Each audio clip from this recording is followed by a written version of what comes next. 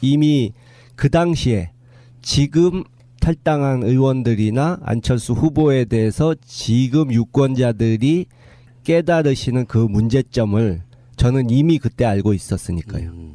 예, 그 2016년 1월달에 이희호 여사님을 예방한 자리에서 안철수가 그 이후에 언론 플레이를 많이 했죠. 예. 예, 그때 굉장히 분노하셨다고 알고 있거든요. 그 전에도 이미 부정적인 이미지가 강했지만 그래도 넘지 않을 선이 있을 줄 알았는데 예, 그 선까지 넘어버린 거죠. 예. 그때 그 노회찬 의원이 의원직 잃고 나서 노원병 예. 지역구 문제도 우리가 얼마 전에 다뤘잖아요. 예, 예. 그냥 전화 한 통해서 아는 척하고는 언론 플레이는 양보했다 이렇게 해버리는 예. 딱 그 방식을 지금 여사님한테도 사실 써먹었던 그런 방식인 거네요. 예. 글쎄요, 이 부분은 뭐 보좌진 중에 정치 쪽 사람이 아니고 이벤트 그런 광고 마케팅 이런 쪽 하는 사람 아이디어로 그러니까 나중에 뒤탈날 걸 생각하지 않고 이렇게 시도를 했다는 거죠. 근데 이제 문제점은 그분이 저는 몰랐을 리가 없다고 보고 있고 그 보통 회사 사장들이 그런 거 있지 않습니까? 밑에 직원이 어떤 아이디어를 가져와서 이런 거 해보겠습니다. 그러면 알아서 잘 해봐 이래 놓고 결과가 나쁘면은 네 책임이다. 난 모른다 하고 그 문책을 하는 그런 형태가 아니었나 이렇게 봅니다. 위원장님이 보시기에는 실제로 왜 정치인들 민낯이라는 게 그런 거거든요. 최근에 뭐 제가 동료들한테 했던 이야기 중에 하나인데 그쪽 캠프에는 정말 모이지 말아야 될 사람들까지 다 모이는 그런 느낌이었거든요. 그러니까 정치 아무리 선거의 계절이라고 해도 어느 정도 사람의 질도 보수에서 누구를 데리고 와도요. 그 질이라는 게 있는데 최근에 이런 거 보고 있으면은 확실히 우리 위원장님이 해안이 좀 있으시다 이런 생각이 좀 듭니다. 그러니까 좀 그런 분들이 있잖아요. 정치적으로 아버님의 영민함을 갖고 계시지 못하다 그러면 얼마든지 이용해 먹었을 가능성이 있는 그런 상징적인 인물들이잖아요. 문재인이 호남 홀대 했다. 참여정부 때부터. 거기에 속아 넘어가서 이제 그걸로 쓰이기 시작하는 순간에 사실 아버지의 유지까지도 다 왜곡시켜버릴 수 있는 그런 부분이기 때문에 어쨌건 위원장님의 위치가 굉장히 중요하다고 보는데 바로 인터뷰하는 전날 광주 가셨었죠. 예, 어저께까지 있다가 왔습니다. 무대에 올라가신 건 보니까 일주일에 한 5일은 계시겠다고 약속을 하시더만. 예. 왜 서울에 계세요 지금? 내려가 계셔야죠. 2, 3일 있다가 한 번씩은 네. 서울에 와야 네, 또 그렇구나. 밀린 볼일을 볼 수 있기 때문에 이제 온 거죠. 또 갑니다. 예. 광주 쪽 분위기는 어때요? 저는 뭐 이번에 오늘 여론조사 결과도 예. 상당히 우리가 앞서는 것으로 나왔지만 한때 흔들렸던 것은 사실이죠. 그때 갑자기 어떻게 보면 양손에 떡을 쥔 그런 느낌이 돼가지고 구여권 사람들은 도저히 될 수가 없고 민주당과 국민의당 둘 중에 하나가 된다 이런 분위기가 되니까 좀 마음이 흔들리셨던 분들이 있었던 건 사실입니다. 근데 결국은 누가 믿을 수 있는 후보인가 또 누가 확실히 정권 교체를 할 수 있는 후보인가 이것이 이제 결정적인 판단 근거가 되기 때문에 대세가 이미 민주당 쪽으로 기울고 있는데 호남 지역만 반대로 갈 일은 없다. 그분들은 현명한 유권자들이고 전략적 투표하시는 분들이기 때문에 결국은 이 민주당이 압승하게 될 것이다. 확신합니다. 지난 총선 때는 솔직히 좀 서운하지 않으셨어요? 뭐 그렇지 않습니다. 이미 제가 사실 내려갔을 때 좀 때가 늦었고 그러니까 김종인 전 대표의 그 셀프 공천 파동 때문에 우리 측이 조금 살아나려고 하다가 완전히 거기 기세에 찬물을 끼워버린 격이 됐거든요. 그때 이미 회복 불능이 된 겁니다. 근데 제가 가서 사실 어렵다. 이미 대세가 기울었다는 얘기를 들었지만 저는 일단 시작한 일이고 또 호남을 포기한다는 것은 제 자존심이 허락치 않기 때문에 마지막 3일까지 계속 선거 끝나기 3일 전부터 계속 호남 가서 했고 아마 거의 한 선거 기간 중에 80% 이상은 호남에 있었던 것 같습니다. 위원장님은 주로는 서울에서 크셨죠? 예. 태어나기도 서울에서 태어났죠. 근데 호남 사람들이 DJ한테 갖는 애정이 뭔지 아세요? 그래도 겪어봤으니까 곁에서 느낄 수 있었죠. 특히 뭐 30년 전에 보라매 공원 유세 같은 거 보면 그때 막 결혼 반지 같은 걸 뽑아서 모금함에 넣어주시는 분도 있고 그런데 아마 우리나라는 물론이고 다른 나라의 정치인 중에도 그만큼 유권자들의 사랑을 받아본 사람이 아마 없을 겁니다. 예. 제가 고3 때 김대중 대통령께서 당선이 되셨었거든요. 예. 그때 제가 광주에서 고3을 다니고 있었기 때문에 저희 담임 선생님께서 항상 너네가 한 살만 더 빨리 먹었으면 투표를 할 수 있었을 텐데 하면서 그렇구나. 그 김대중 선생님에 대한 엄청난 팬이셨어요. 예. 지금 제가 생각해 보니까 더 그래요. 예, 그 경험이 자신들의 인생을 바꾼 그런 사람들도 예. 많이 있을 겁니다. 네, 그때 그런 생각을 예. 그때 저도 그런 많은 영향을 받았던 것 같은데 당선이 되고 나서 저희가 이제 수능 끝나고 학교에 갔더니 선생님이 저희를 보면서 정말 펑펑 우시면서 김대중 대통령이 됐으니 이제 우리나라 됐다고 이러면서 저희한테 피자를 10판 예. 이상을 사주셨던 기억이 있어요. 옛날에 그런 기사를 본 적이 있는데 그 연기자 문근영 씨도 네. 그쪽 출신이잖아요. 네, 맞아요. 광주. 근데 그때 무슨 기사를 봤냐면 자기가 그때 초등학생 때인가 그 일이 있었는데 네. 이제 원래는 연기하고 싶다 이런 거를 부모님들이 말리셨는데 그때 조건을 건 게 대선에서 우리가 이기면 허락해 주마. 아하. 뭐 그랬었다는 얘기를 제가 한번 봤습니다. 네. 기사에서. 우리 위원장님은 총선도 뛰어보셨고 지금 대선도 뛰고 계시는데 실제로 뛰어보면은 반응들 보면서 그렇다면서요. 될 것 같다네. 그 직감적으로 온다면서요. 밑바닥 글쎄요. 인식을. 저는 뭐 네. 그런 감이 뛰어난 사람은 아닌데 저는 이렇게 좀 논리적으로 분석하는 성격이지 감으로 하는 사람은 아닌데 제가 할 필요가 없이 엊그제 국민의당 박지원 대표께서 정치 구단이시고 속된 말로 우리 정계에서 촉이 가장 좋다는 분이 문재인 후보가 돼야 된다고 역설하셨기 때문에 이미 그 잠재 의식 속에 있는 속마음을 드러내신 것이 아닌가.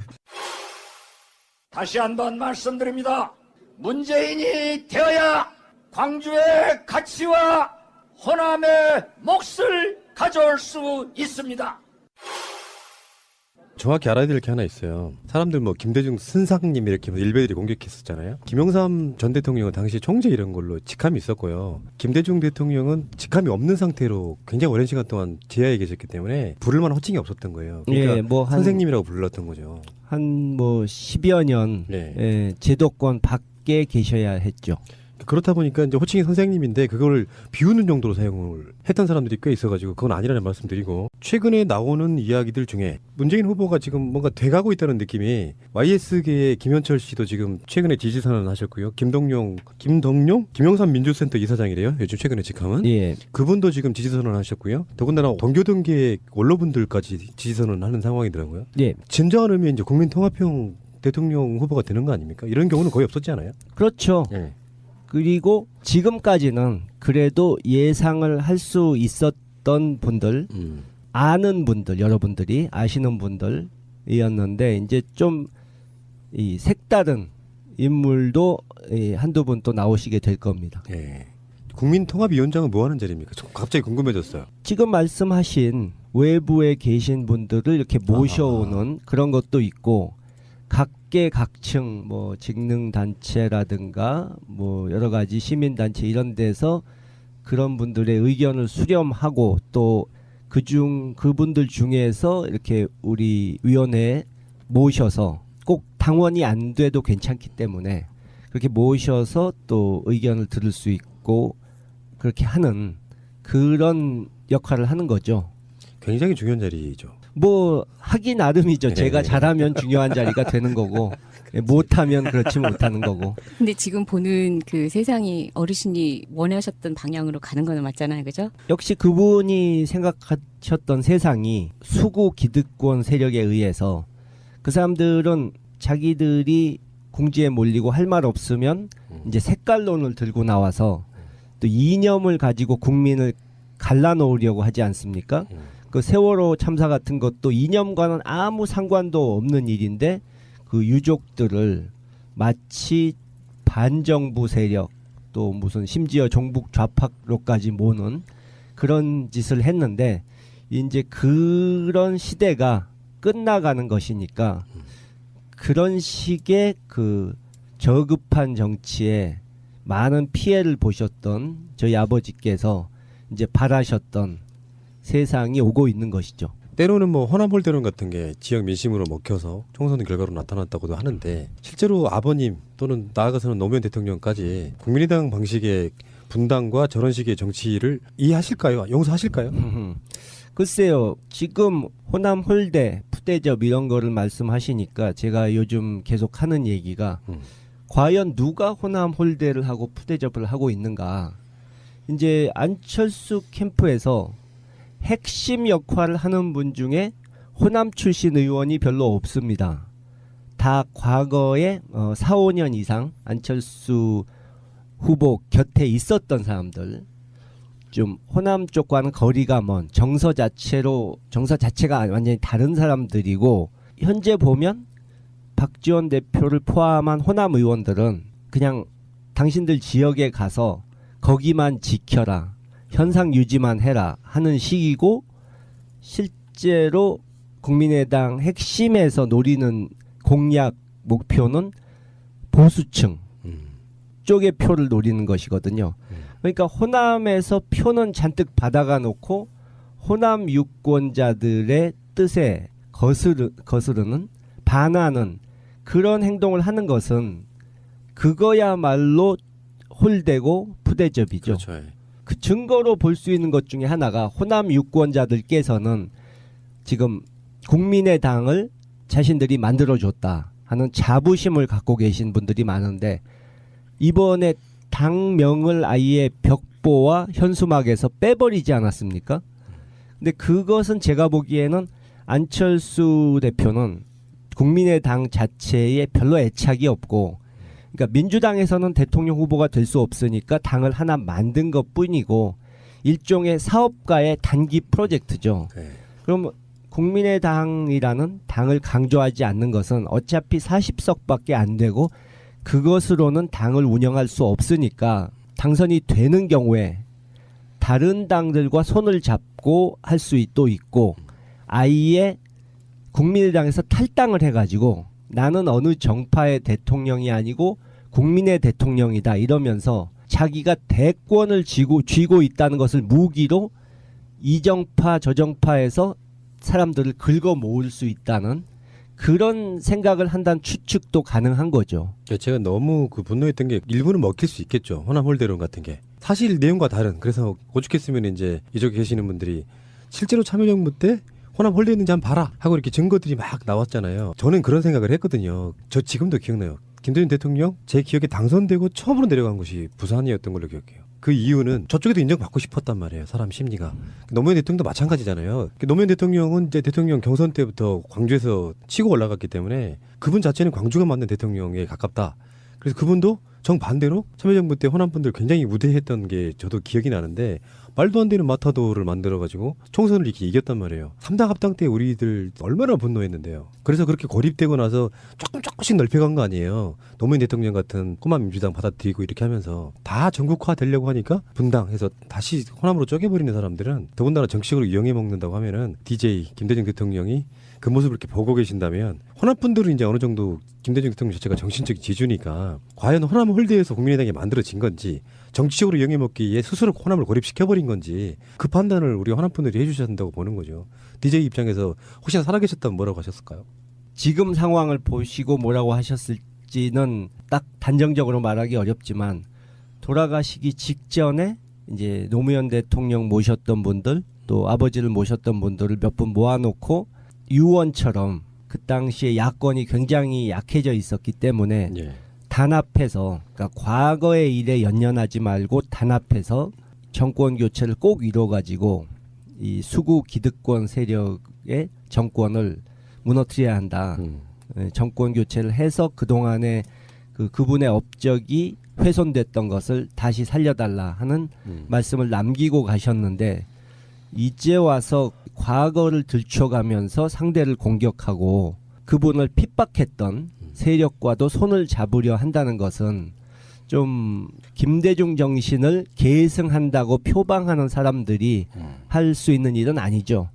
특히 지난주에 그 박지원 대표께서 햇볕 정책 포기 선언을 이 손석희 앵커 앞에서 하지 않으셨습니까?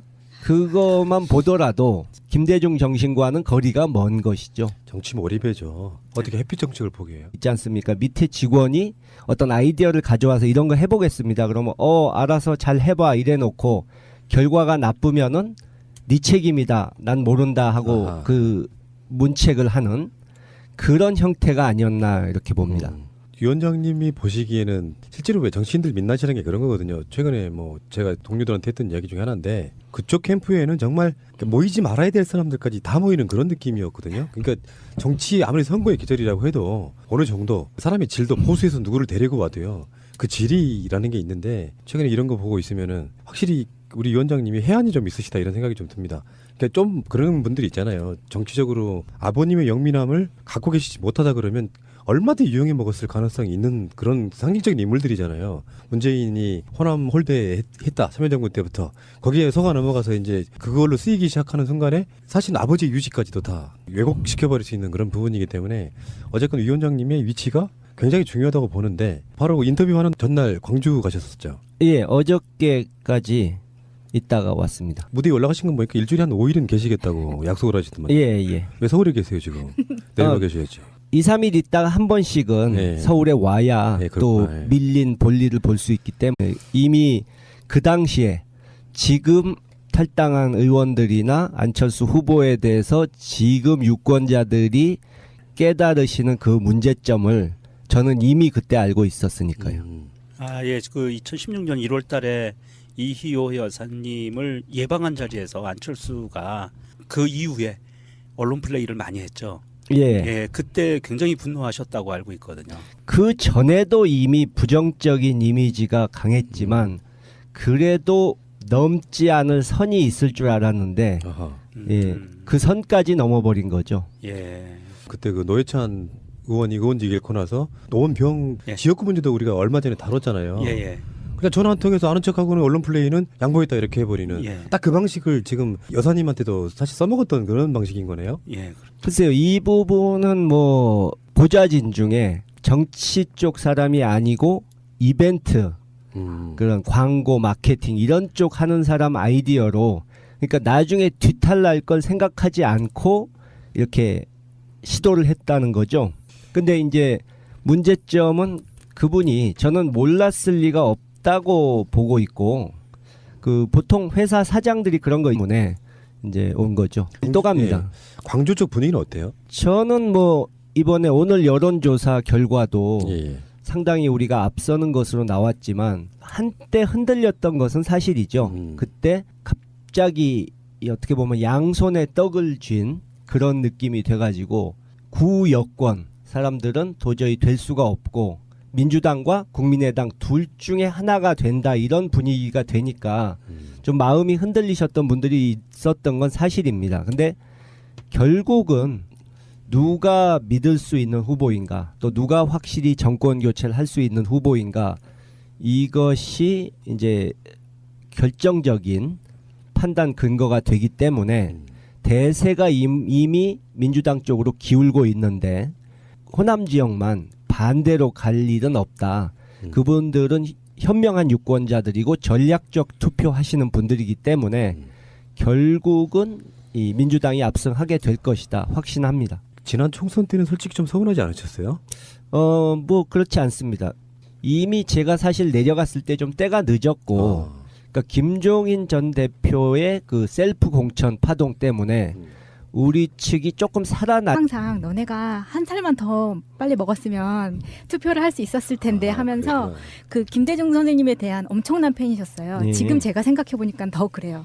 예, 그 경험이 자신들의 인생을 바꾼 그런 사람들도 예. 많이 있을 겁니다. 네, 그때 그런 생각을 예. 그때 저도 그런 많은 영향을 받았던 것 같은데 당선이 되고 나서 저희가 이제 수능 끝나고 학교에 갔더니 선생님이 저희를 보면서 정말 펑펑 우시면서 김대중 대통령이 됐으니 이제 우리나라 됐다고 이러면서 저희한테 피자를 10판 이상을 사주셨던 기억이 있어요. 옛날에 그런 기사를 본 적이 있는데 그 연기자 문근영 씨도 네. 그쪽 출신이잖아요. 네, 맞아요. 광주. 근데 그때 무슨 기사를 봤냐면 자기가 그때 초등학생 때인가 그 일이 있었는데 네. 이제 원래는 연기하고 싶다 이런 거를 부모님들이 말리셨는데 그때 조건을 건 게 대선에서 우리가 이기면 허락해 주마. 아하. 뭐 그랬었다는 얘기를 제가 한번 봤습니다. 네. 기사에서. 우리 위원장님은 총선도 뛰어보셨고 지금 대선도 뛰고 계시는데 실제로 뛰어보면은 반응들 보면서 그렇다면서요. 될 것 같다네. 그 직감적으로 온다면서요.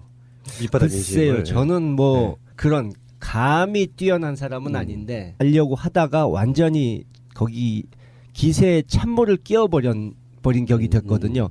그때 이미 회복 불능이 된 겁니다. 근데 제가 가서 사실 어렵다. 이미 대세가 기울었다는 얘기를 들었지만 저는 일단 시작한 일이고 또 호남을 포기한다는 것은 제 자존심이 허락치 않기 때문에 네. 마지막 3일까지 계속 선거 끝나기 3일 전부터 계속 호남 가서 했고 아마 거의 한 선거 기간 중에 80% 이상은 호남에 있었던 것 같습니다. 위원장님은 주로는 서울에서 크셨죠. 예. 근데 태어나기도 서울에서 태어났죠. 그러니까 호남 사람들이 DJ한테 갖는 애정이 뭔지 아세요? 그래도 겪어봤으니까 곁에서 느낄 수 있었죠. 특히 뭐 30년 전에 보라매 공원 유세 같은 거 보면 그때 막 결혼 반지 같은 걸 뽑아서 모금함에 넣어주시는 분도 있고 그런데 아마 우리나라는 물론이고 다른 나라의 정치인 중에도 그만큼 유권자들의 사랑을 받아본 사람이 아마 없을 겁니다. 예. 제가 고3 때 김대중 대통령께서 당선이 되셨었거든요. 예. 그때 제가 광주에서 고3을 다니고 있었기 때문에 저희 담임 선생님께서